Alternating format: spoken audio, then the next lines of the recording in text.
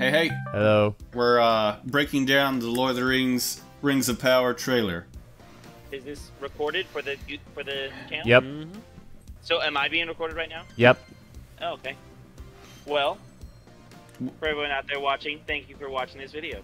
What's your perspective from someone who literally just watched the Lord of the Rings like a couple of weeks ago? I haven't watched the trailer back in like slow motion or anything like that, but from what I saw, it looked like I mean, it could just be trailer, but from what I saw, I thought the animation, especially that monster in the cave, looked really good, especially for a TV show. But it was a teaser trailer. You couldn't really tell much of the story, at least from a quick view. I haven't gone back and watched it in slow motion. All right, so what is this video going to be? Sort of a trailer reaction or breakdown, so to speak? We're going to call it... We can do breakdown commentary, I think. For those who don't know, Amazon's making a new Lord of the Rings show. It is not based on the PJ movies. That's code for Peter Jackson, obviously. Which we know because they haven't said that it is. And all of the designs look totally different. Like, I'll throw up the guy who's probably being Elendil. That's not Narsil. Have you seen the sword with the sun? Yeah, yep. It instantly ruins it by saying, you know, Prime Video. I know. It's like, we get it. The first shot is 100% CG. And what's with these... Oh, and this is Numenor, by the way. Confirmed. Oh, yeah. This is Numenor. This is the... whatever the port is. I don't know. It's got some elfishy name. But this is Numenor. They pop in across the CG bay. I mean, the CG doesn't look bad in this shot, for sure. I mean, but it looks CG. Well, yeah, but I mean, this is like one shot that, like, the CG actually looks, you know, pretty decent and kind of very on par with the Peter Jackson one, which is 20-year-old CG, but it was good. Yeah. I'm not a big fan of the look of this place already. I mean, it looks kind of Gondorian-ish. Yeah, it which is what they were going for, but that statue is really cringy. I don't know. It's like no one could actually make that out of stone. But I mean, you know, it's like, oh, they're really good or whatever. But like gesture and stuff, it just looks like a fake statue. Right? Yeah, that would be. Yeah, how would you get a floating cape? If you compare it to the statues in the Lord of the Rings movies, like the ones at the big waterfall and stuff. Yep. It's not even... Those are simplified to where they're simple shapes and stuff. No flowing cloaks or anything. No, yeah. And like that hand way out in the air. Mm-hmm. With fingers that are separated. Yeah. They used rebarb, guys. Okay. Yeah. And here's a shot of obviously New Zealand. Look at that. That's like classic New Zealand there. Wow, it's the Lowlands. And these, these are nomads. Apparently they don't actually have much to do with the plot. Are they hobbits? No, they're not hobbits. They're nomadic humans. So those are huge antlers then. Yeah, those are huge antlers that they're carrying for some reason. Yeah. For Thranduil's throne. There's the hobbit girl. Her name is Nori for some reason. Nori? Like the dwarf? Like the dwarf? Yes, the dwarf. And apparently her story is going to be she wants to get out and see the world and stuff like that, but the village elder is like, no, you should stay here and be safe. So they're doing another Hobbit adventure movie, but it's a TV show. But it's girl Hobbit, so it's different. She's got rosy cheeks, as all hobbits should, right? Yep, that's true. This part is like, it says before the king. I'm like, okay, then it's going to say before the two towers, right? Of course. It doesn't do that, unfortunately, but... this is probably, I can't pronounce it well, but it's the northern place up where Morgoth used to live. Yeah. And right now we're on the screen a shot of the part that didn't look good, in my opinion. Yeah, the screen that you're showing, the screenshot you're showing right now does looked like when I first saw it, I was like, wait, did it just switch to a video game? Yeah. Who's this guy? This is a human guy that apparently somehow ends up out in the ocean with Galadriel. His name is Halbrand. Yeah. Oh, he was the guy checking her out on the boat. Yes. Yeah, with the ears. Yeah, with the ears at the end of the trailer. Yeah. Okay, gotcha. This guy who's catching the arrow, he's a Sylvan elf. He's a new character. I don't know. There's dozens of characters I could have used, but I guess they needed someone that he could mess with. There are rumors that he is Thranduil's father. He's not Thranduil's father. Thranduil's father's name is Orfeon or something like that. Well, they could change that since they're not following the Silmarillion.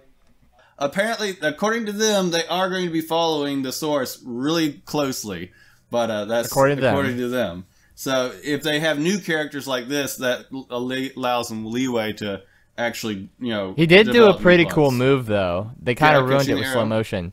But he caught an arrow that was being shot at someone else and used it and shot it back at them.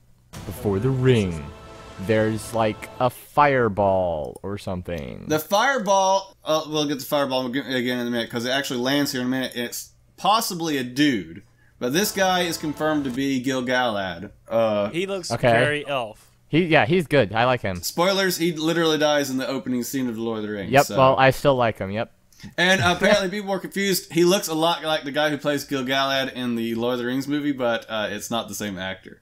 Yeah, I saw that at first. I was like, whoa. That's the same dude, but it's like 20-year difference. There's no way. Here's Galadriel. There's Galadriel. If you show me this image right here, it does not remind me of elves. Yeah. No. That's the biggest thing I was disappointed in is the aesthetics of the armor and the outfits and stuff. I would guess this is Game of Thrones. Yeah, unfortunately. Yeah, which is kind of what Amazon is sort of going for ish. Let's hope they don't go too far to that.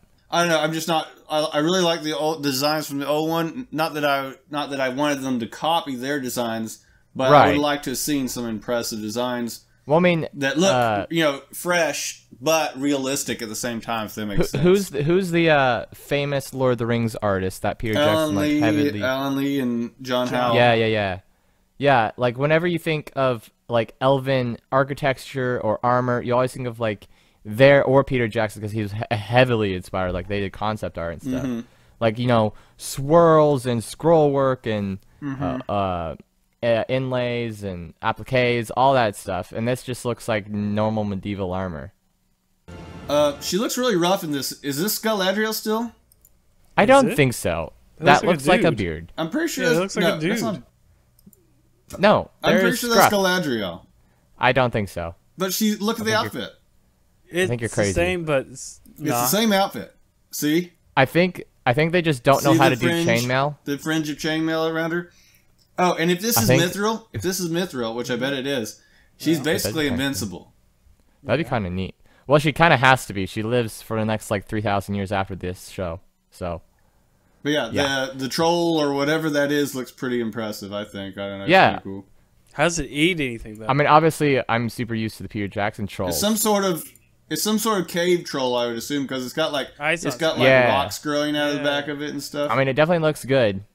A new legend begins this fall. We get Gil-galad. This reminds me of Lothlorien, but it's not, because she hasn't planted those things yet. You can't fault them on the dwarves. I mean, he looks like a dwarf. He looks like a dwarf. Is it just me? You know which doctor this reminds me of, don't you?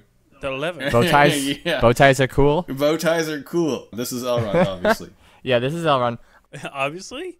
Why is it obviously? Because I said it was. Oh, okay. Look at that.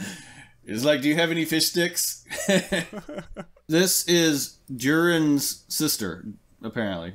How does that work? And she sings to the mountain, or something. Okay. Is what I read in one of the articles. I guess that sounds like a dwarf thing to do. And there's Galadriel and that whatever his name is. He's realizing she's an elf.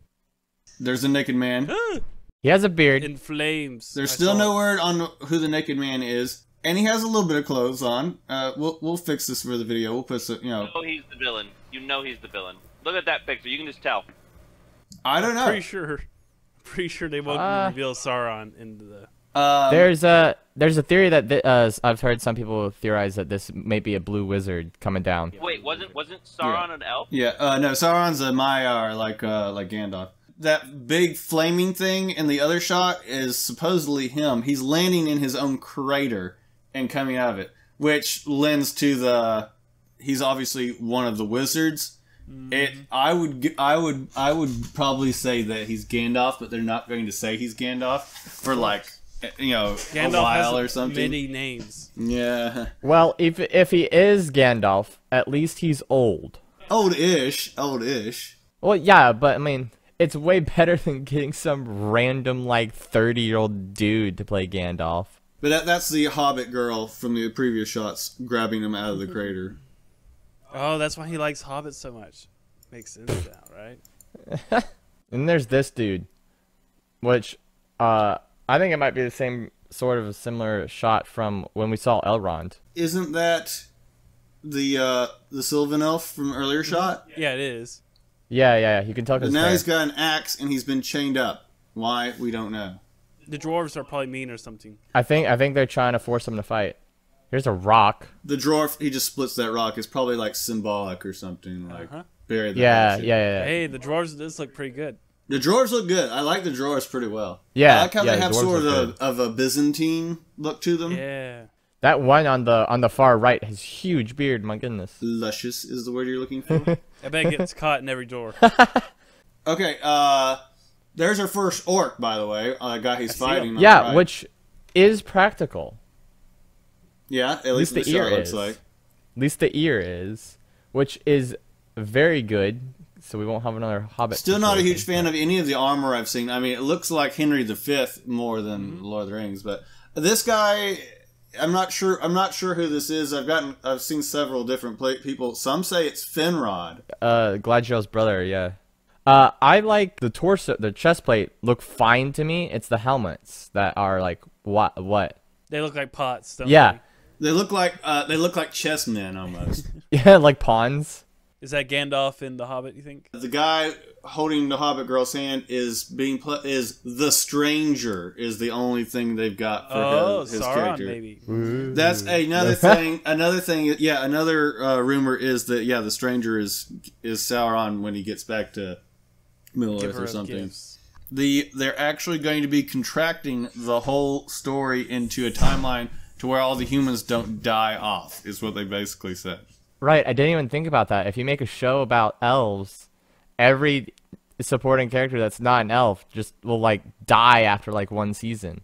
Why would they change that? That's a great excuse to have a revolving door of characters. Yeah, I thought I thought they were going to do that, but apparently they're not. That's so great. But then nope, the humans live forever now. In the novels, the aforementioned things take place over thousands of years, but Payne and McKay, those are the showrunners, have compressed events into a single point in time. It is the biggest deviation from the text, and they know it's a big swing. We talked with the Tolkien estate, said Payne. If you are true to the exact letter of the law, you are going to be telling a story in which your human characters dying off every season because you're jumping 200 years in time, and then you're not meeting really big important canon characters until season 4. Look, there might be some fans who want to do a documentary Middle Earth. Yes. But well, we're going to tell one story that unites all of these things. I think it was Gandalf. Yeah, I mean, it's just a teaser, so you can't really say, well, it's like, no, there's not much to it, but honestly, I wasn't super excited about it, but it doesn't look terrible. And they keep saying... No, it doesn't. And they keep saying that they're going to be following the text as closely as they can. But, Yep. But we'll see if that's actually true come in September. It doesn't look that bad. Like at all, really. We don't have there's much to some, go by yet, though. No, there's just some like odd things, just tiny little odd things. So many like, fast shots. I want some long ones. Why? Yeah. Well, that's about it that I know of. I mean, there's still a lot of confusing info on it, and there's literally just a teaser, so... But anyway, this has been Knights of Nerddom. If you want to see more videos like this, please say so, or like, or view, or something. If you want to see more meme videos, just go watch those, I guess. I mean, we'd like to make something besides that, but here you go. If you've watched to this point, congratulations. You're the only one. You get a cookie. You get an invisible cookie. It doesn't exist, but you can get it. Congratulations.